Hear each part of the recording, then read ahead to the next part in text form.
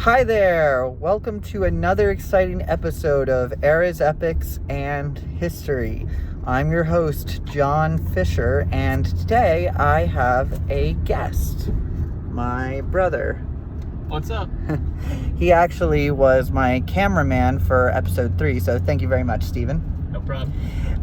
And today he is my chauffeur because I am on my way to get my wisdom teeth out. Yay! No, not really. No. Good, right? Yeah, sure. So because I'm getting my wisdom teeth out, I'm gonna be a bit loopy due to being put to sleep and due to the gas they give me.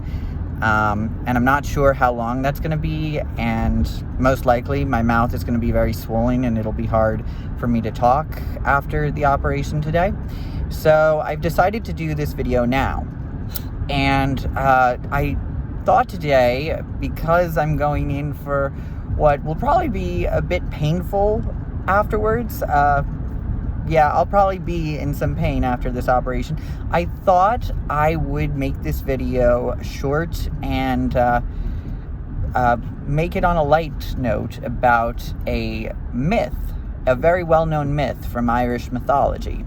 Today I'm going to tell you about the myth of Éire and Tír Na Nóg. So, a little bit about Éire. Éire was, according to Irish mythology, considered to be the greatest poet in Ireland, and he was a member of the Fiann, which was a band of Irish warriors led by Finn McCool, whom I speak about in a previous video. And Éire, it's said that he was born to his mother while she was in the form of a deer. And what happened was, she was a beautiful woman who was transformed by a goddess or a druidess into, or just some type of sorcerer, into a deer. And basically, he was living life as a deer in the wildlife when Éire's father came upon her, and he was a hunter, but there was something about her that stopped him from killing her, and she transformed back into a woman, and they fell in love and they settled down, and she became pregnant with Éire. But that same goddess or sorceress who turned her into a deer found out she had become human again, and once again turned her into a deer.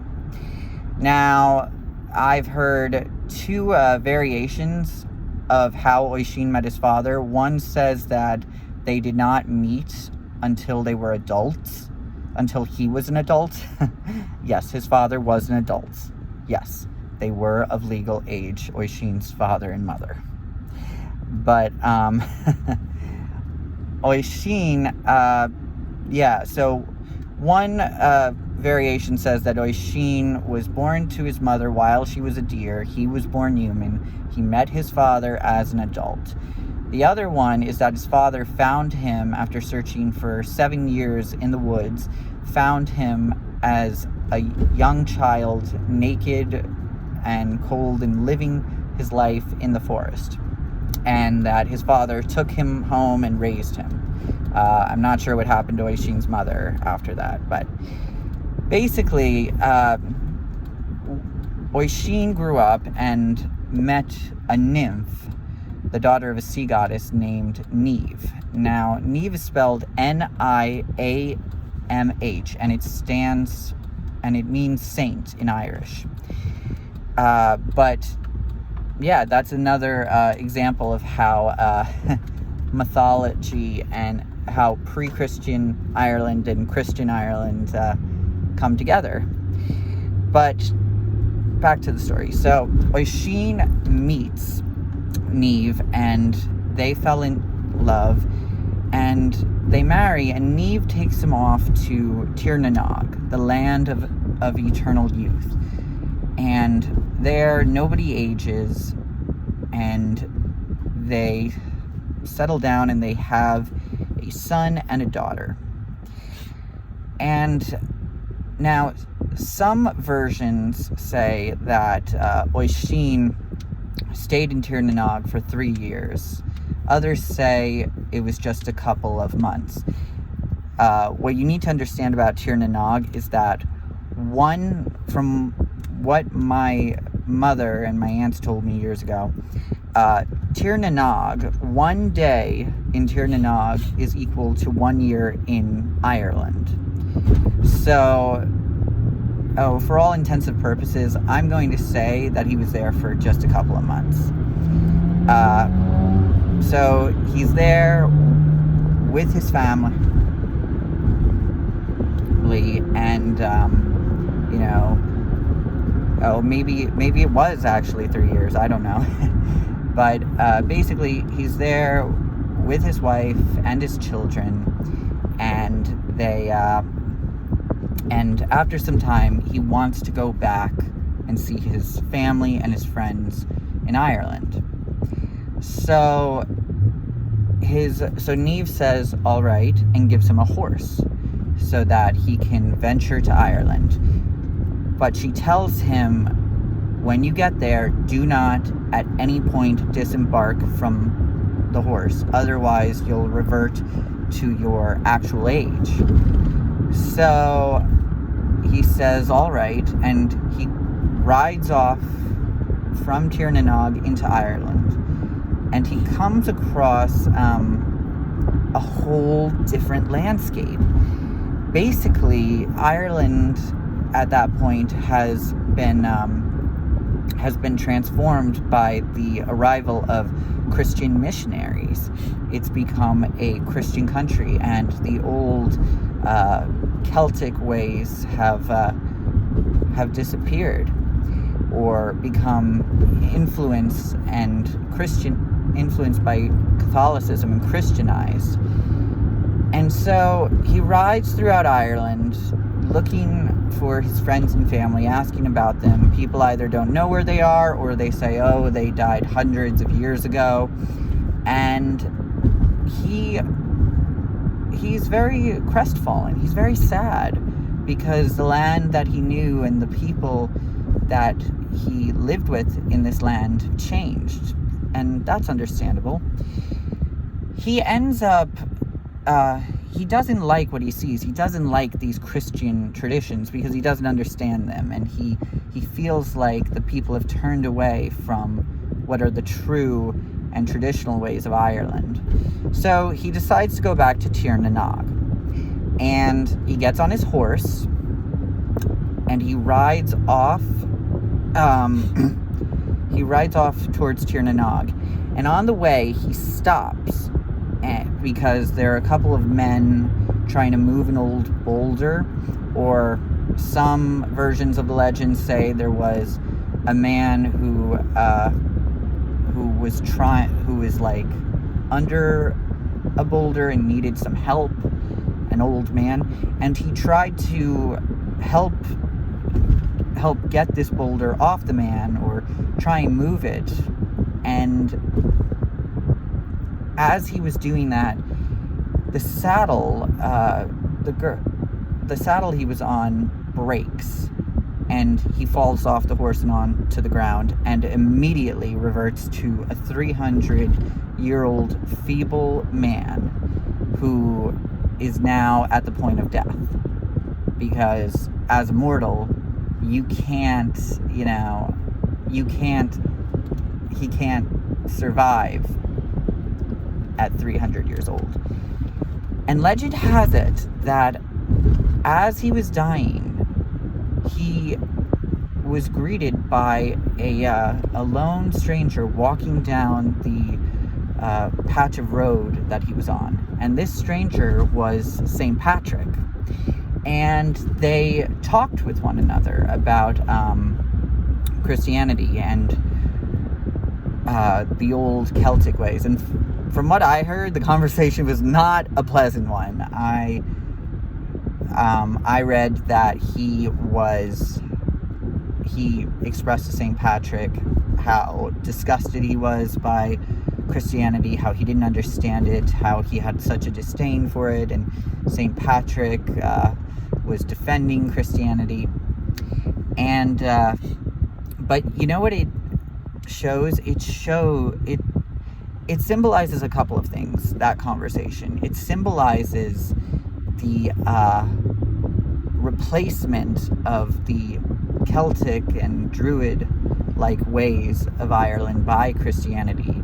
That moment is said to signify Christianity's newfound dominance in Ireland and the disappearance of the traditional Celtic ways, or the Christianization of them.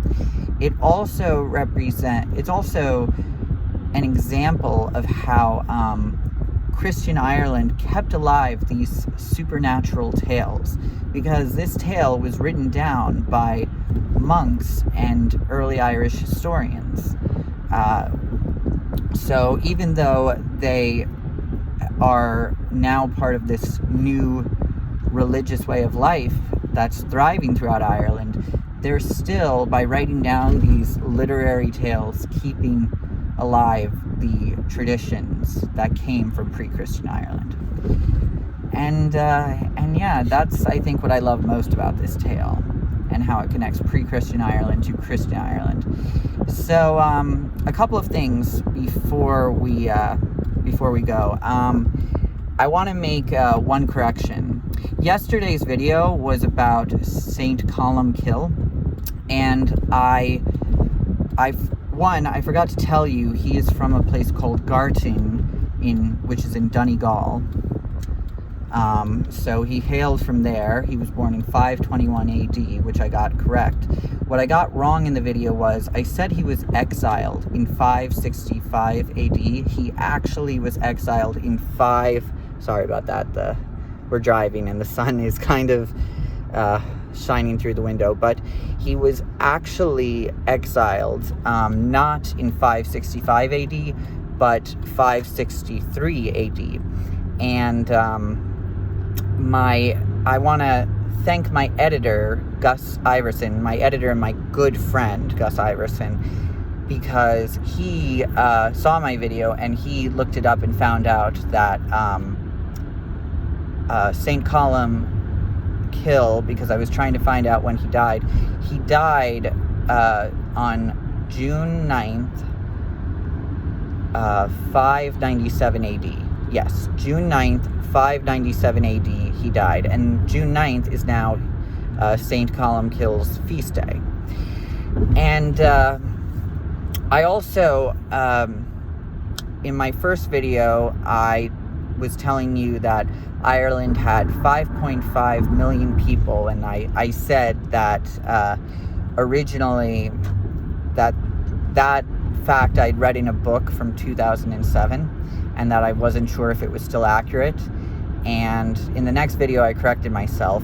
There's now 6.7 million people, but I forgot to tell you whom made me aware of this. So I want to thank my Aunt Mary, my friend, and my Aunt Mary for telling me, bringing this to my attention. She looked it up, and she told me that Ireland and Northern Ireland together have about 6.7 million people. So just wanted to clarify a few of those details. I will definitely be putting up another video tomorrow. Forgive me if my mouth's a bit swollen, because I am going in for dental surgery. But I haven't gotten a chance to figure out what that's going to be about, but I do have some ideas, and you'll just have to wait to find out. So thank you so much for tuning in to this episode. I very much appreciate it. And I have some changes that I'm going to go over tomorrow, because I just don't have time right now to go over them.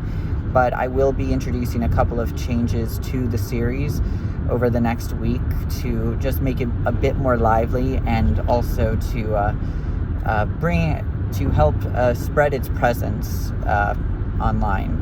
But I'll get more into that probably tomorrow or Sunday. So thanks for tuning in, and please follow me, and keep following these videos and share them if you like them.